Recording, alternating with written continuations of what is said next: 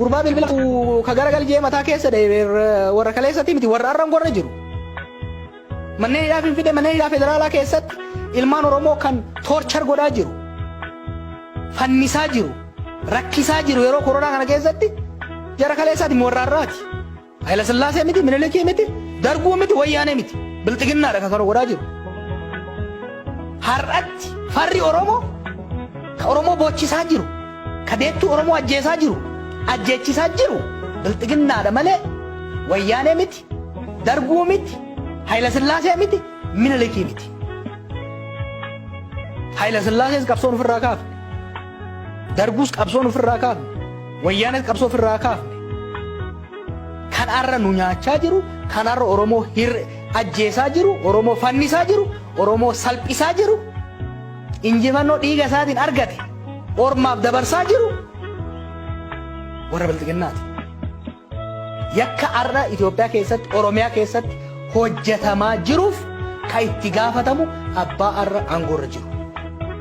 Yakka zabana Wayyaaneetti hojjetameef sirna Wayyaanee, by the way sirna Wayyaanee waggaa jamtiitti lakkoofamti. The entire Ihadeg system. Achi keessa warri jiru isaan itti gaafatamu. Yakka zabana Dargii warra hojjetameef warra Dargiitti itti gaafatamu.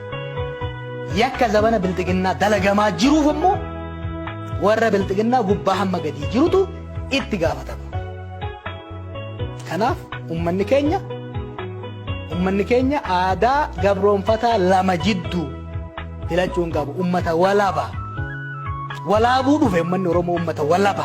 Walabummaan dhalate walabummaa isaatiin du'a malee gabroonfataa gabaafaa fi dheeraa furdaa fi qallaa garaagarummaa qabaasi namni tokko fuula guuraa yoo si ajjeesee fi kokkolfaa yoo si ajjeese maal jechaa jiran beektaa?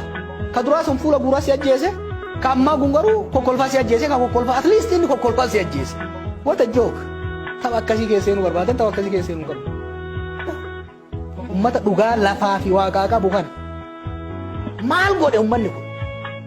Mee rabbii sun ilaadu ummannummaan Gujii kun maal godhe? Dhufee masaratti aangoon gaafanne qe'ee ofiit irratti fagoo sanitti dhaqanii wanni ajjeesaniif maali? Amma mucaa bilbilaan waggaa dubbisu ajjeesan kana seenaa isaa warri beekanatti himaa turan. Mana barnootaa keessa ture. Warri isaa harka qalleeyyii waan turaniif barnoota fixuu hin dandeenye deebi'ee daldalatti seenee xiqqoo harkatti qabate. Qe'ee isaati irratti bakka itti dhalatetti araddaa isaati irratti araddaa mootummaan tuni albuuda isaa saamtee dureessa meeqa irraa uumtee ittiin jiraattu keessatti inni mana barnootaa fixuu dadhabetti daldala xiqqaa takka daldalatee waa horoo harkatti qabate. Biyya namaan dhayine. Oorruu namaatti hin dabarre. Mirga namaan sarbine. Qe'ee isaati irratti albuuda isaatii fi miti kan du'e. Bilbila gamaa gamani waan xiqqoo naggadee bitate sun iyyinaan akkamitti bilbila iyyee jedhee ajjeesa. Can you imagine? An Oromoo ta'eef miti beektaa kan uummata kanaaf argu. Wallaahi dhugaa isaaniitu garana nyaata. Ummata dhugaa qabu, ummata haqa qabu. Maal ummanni beekii as dhufee jira. Amma riphee lolaa maal waan tokko namni keenya yaadachuu danda'udha qaba. Shanee jedhanii irratti madaalan. Kuni kijiba. Define, defame and destroy.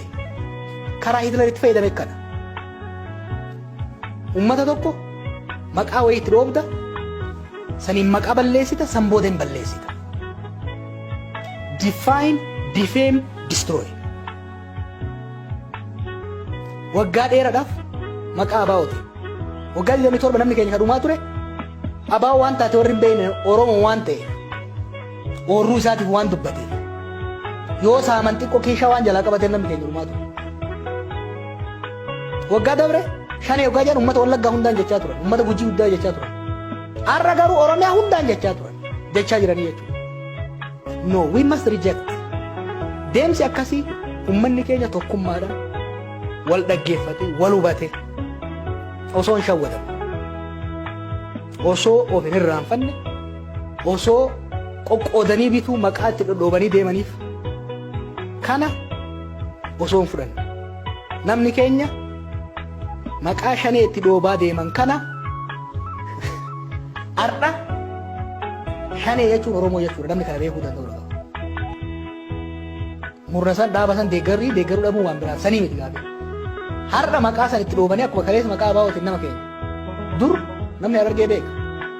Namuma hunda sargoo jedhanii ajjeesaa saamaa turan Harargee keessatti. Baalee Arsii keessatti namuma hunda sooraa jedhanii ajjeesaa saamaa turan. Hin dhaabanne babal'ataa deemte. Har'allee tooftaa sanii nama keenya ajjeesuudhaaf hidhuudhaaf tooftaa ittiin deemanii namni keenya tokkummaa isaa cimsatee noo jechuu danda'u.